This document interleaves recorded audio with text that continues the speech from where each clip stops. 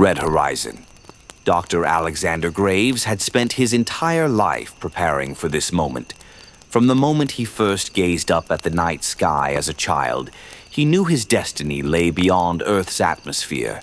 Now, at 42 years old, standing at the Kennedy Space Center with the Mars expedition crew, he was finally about to embark on humanity's greatest voyage yet, the first manned mission to Mars. NASA's Artemis initiative had been years in the making, culminating in the development of the Prometheus, a state-of-the-art spacecraft designed for interplanetary travel. The mission was clear. Establish the first human presence on Mars, conduct vital research, and pave the way for future colonization efforts. Yet, as the countdown loomed, doubts whispered in Alex's mind. Not for the mission itself. He had dedicated his life to science, to the dream of touching the red planet, but for what he was leaving behind. His wife, Claire, had supported him through every grueling year of training, every sleepless night filled with calculations and simulations.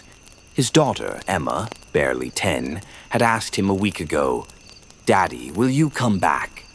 He had knelt beside her, brushing back her golden hair. "I promise, sweetheart, I'll come back." Now, as he boarded the shuttle, he wondered if it had been a promise he could keep. The Prometheus launched into the heavens, a thunderous roar shaking the Earth as its boosters propelled it beyond the atmosphere. Alex, alongside his 5 crewmates, Commander Elise Carter, pilot Marco Sato, engineer Dominic Wells, biologist Naomi Patel, and medical officer Jonah Hayes, felt the weight of history pressing upon them.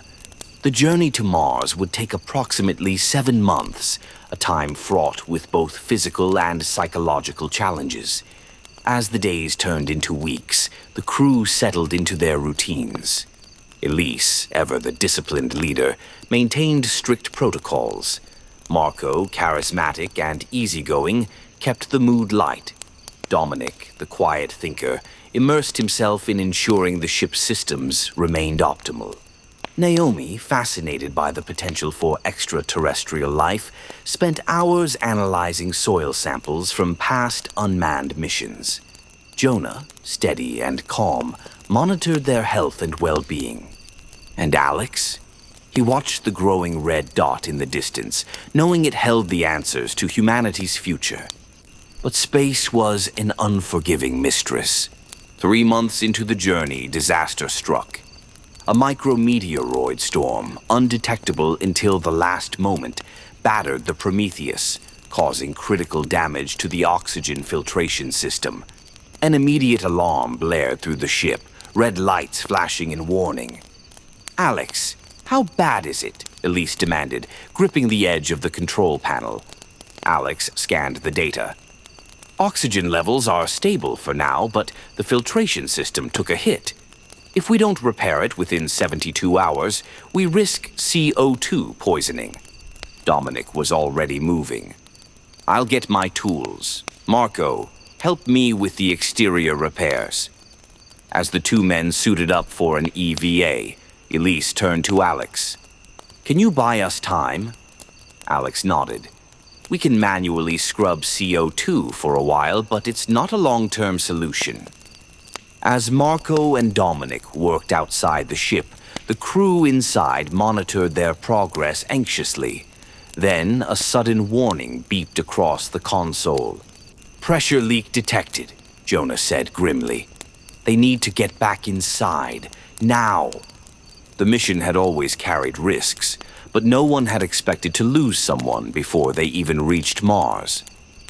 Dominic was sealing a breach when another impact sent him spiraling into space. His tether snapped.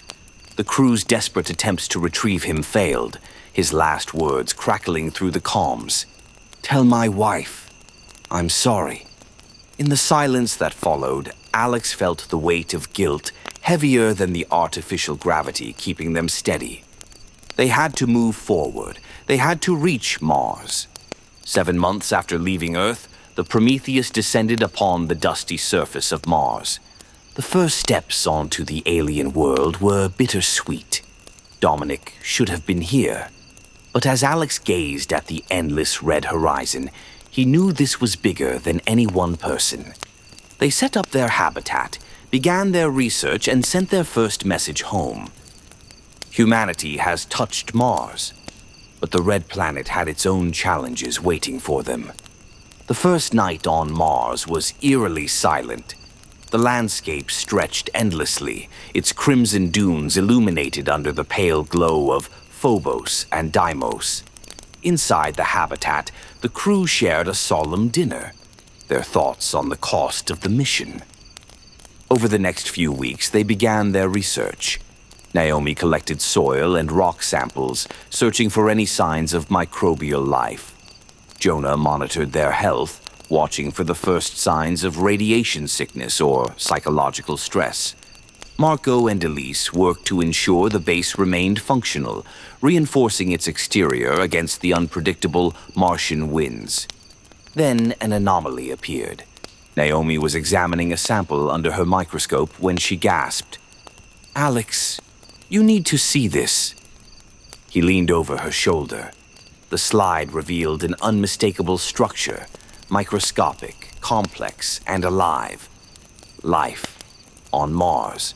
As Naomi continued her research, the team faced unforeseen complications, unpredictable dust storms, food rations dwindling faster than anticipated, and the strain of isolation taking its toll. Alex struggled with his leadership role, trying to maintain unity as tensions rose.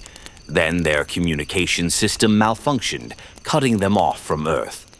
Panic set in as they realized they were truly alone. With no way to call for help, every decision became a matter of life and death. "Do you think it's sabotage?" Marco whispered one night. Alex frowned. "I don't know, but we can't afford paranoia right now. We need solutions." As the days stretched into months, the crew's fears only deepened. And then, Naomi disappeared. The crew scoured the barren landscape, their voices echoing over the radio. Naomi's last known location had been outside the habitat, near a ridge where she had collected samples. There was no sign of a struggle, no footprints leading away. "Could she have wandered off?" Jonah asked, concern lacing his voice. Alex shook his head. "Naomi isn't reckless. Something happened to her." Hours turned to days, and desperation set in. Then, as Elise reviewed Naomi's research logs, she found something chilling. A final entry. "I think we are not alone.